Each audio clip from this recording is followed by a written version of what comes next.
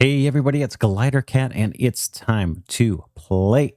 Today we're going to take a look at an upcoming colony builder called Basteed. The game is currently in early access and it's available for purchase on Steam.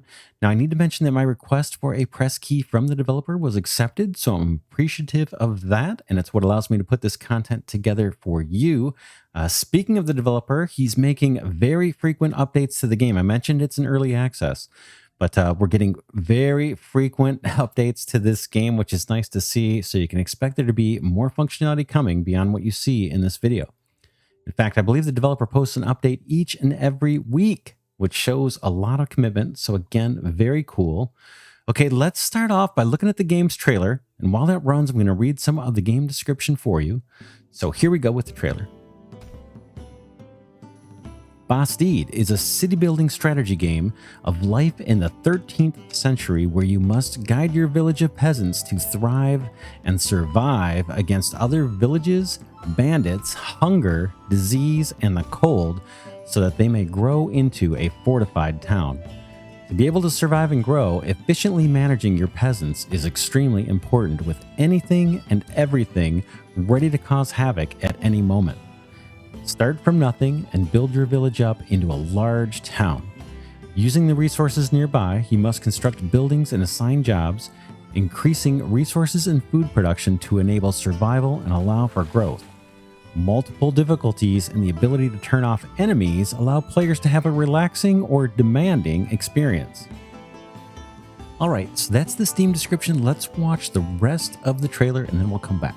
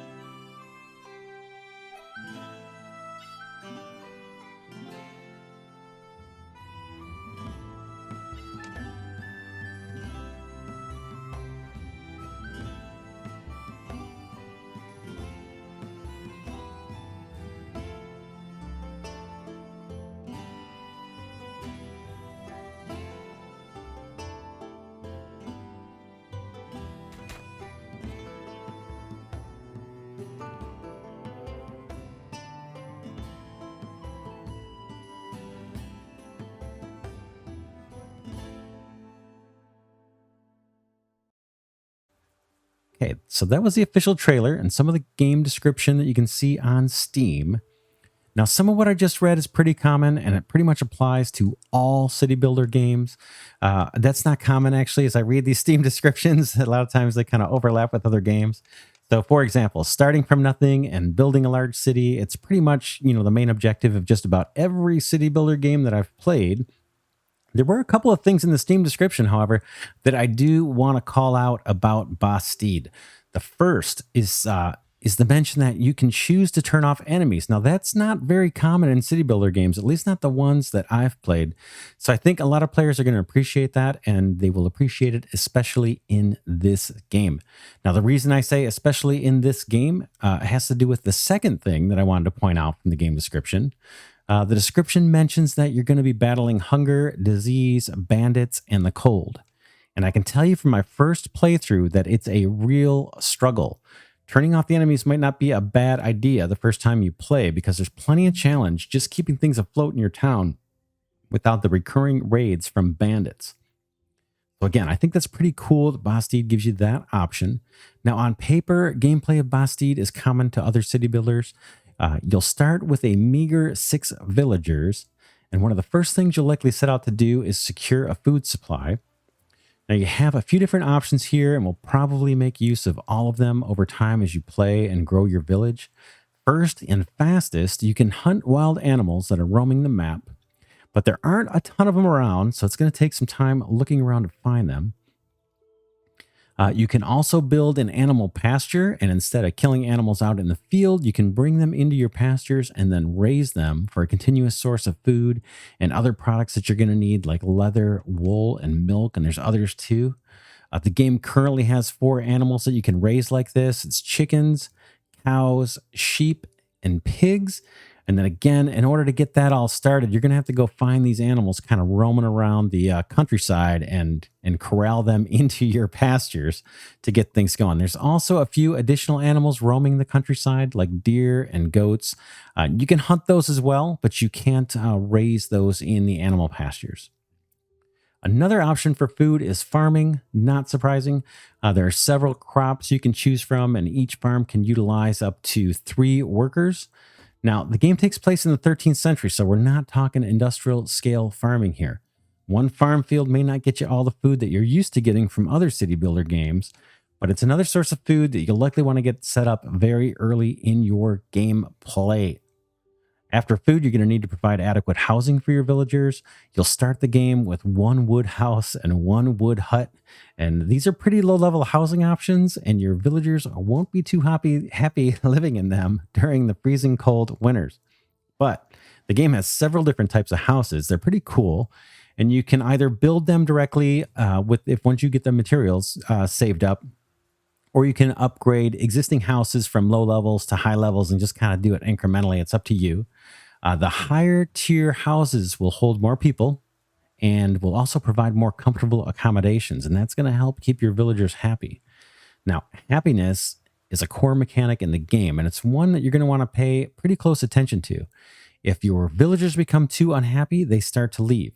Now, in other games, maybe that's not such a big deal. You just recruit more villagers, or eventually things kind of rebound and you have all the people you need. But in Basteed, it can be a very, very big deal when your villagers leave. So if your villagers are unhappy, there's a good chance that you've got some other problems in your village too. And those problems are probably big problems. So maybe food is running short, or there's not enough clothes to go around. These are exactly the times when you don't want villagers leaving because you desperately need them working in your village to stay afloat. Again, this is not a game where you plop down a couple wheat fields and you're all set on food for the next few hours. No, as I mentioned before, it's a struggle to survive in this game, and you will feel that struggle as you play. It's fun. It's not, it's not like this horrible, miserable experience or anything, but it's a real challenge. You pretty much constantly have tough decisions determining how best to assign your limited number of villagers. I mentioned you start out with like 6, and it grows slowly. So, lots of challenge. For example, say winter is coming and you're short on food and you've got like maybe 1 extra worker. So maybe you add some workers to the farm. But what about clothing? Half your villagers don't have any. Maybe that free worker should go work at the tailor building before winter and try and make some clothes. But wait, we have almost no firewood stocked up. Who can I find to work in the wood chopper building to create some firewood? Oh no, we've got 6 sick villagers and that number keeps climbing. There's no medicine left. Better find someone to go work in the healer building.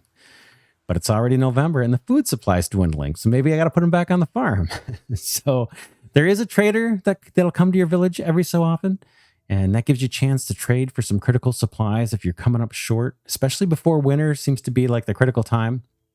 To make sure you are supplied to get through, because you're not going to be producing any food on your farms.